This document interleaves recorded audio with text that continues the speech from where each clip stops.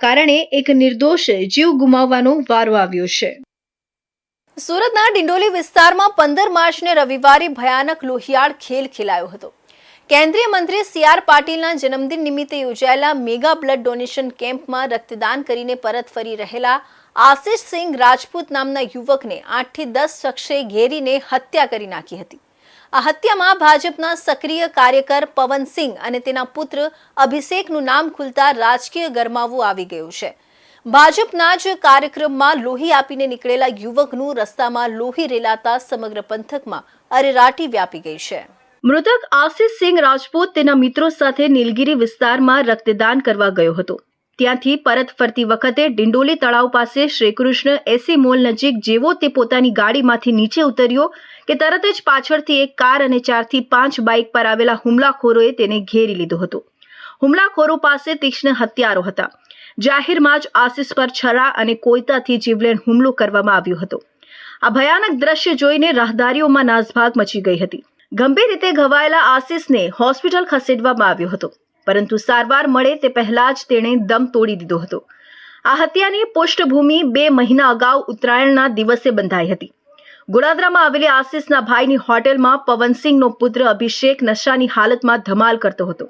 ગ્રાહકોને તકલીફ પડતી હોવાથી આશિષે તેને ત્યાંથી જવા કહ્યું હતું, જેમાં બંને વચ્ચે ઝપાઝપી થઈ હતી।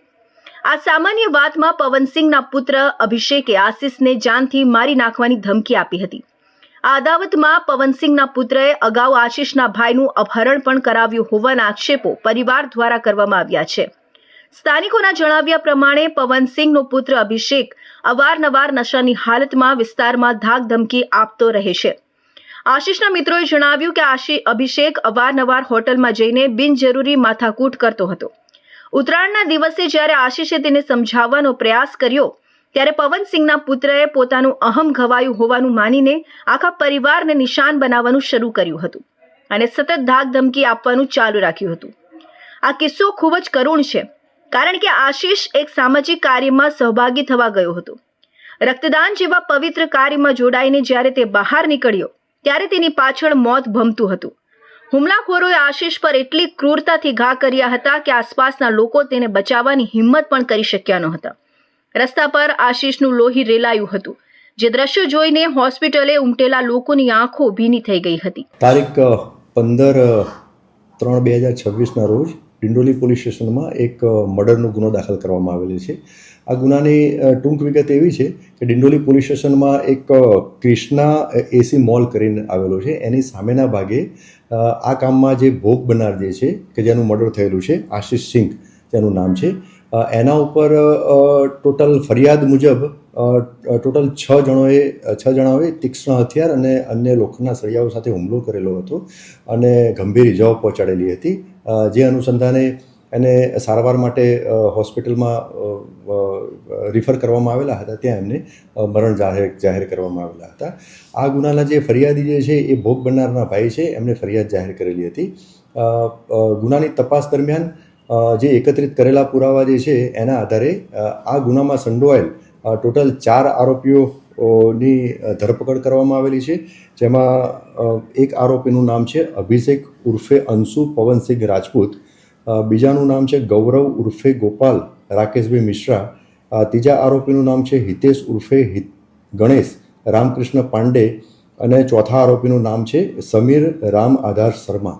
આ 4 આરોપીઓ ઉપરાંત આ ગુનામાં સંડોવાયેલ એક કાયદાના સંઘર્ષમાં આવેલ કિશોર પણ જણાઈ આવેલ છે, એને પોલીસે તપાસના કામે તાબામાં લીધેલ છે। ગુનાની તપાસ ચાલુ છે। હજુ પણ આ ગુનામાં જે સંડોવાયેલ અન્ય આરોપીઓ જે છે એની શોધખોળ ચાલુ છે અને આ ગુનાના કામે બીજા પણ પડદા પાછળ પણ કોઈ આરોપીઓ હોય કે જે ગુનાની જગ્યા ઉપર હાજર ના હોય એ દિશામાં પણ પોલીસ તપાસ કરી રહી છે। હાલમાં પોલીસે આ મામલે તપાસ તેજ કરી છે।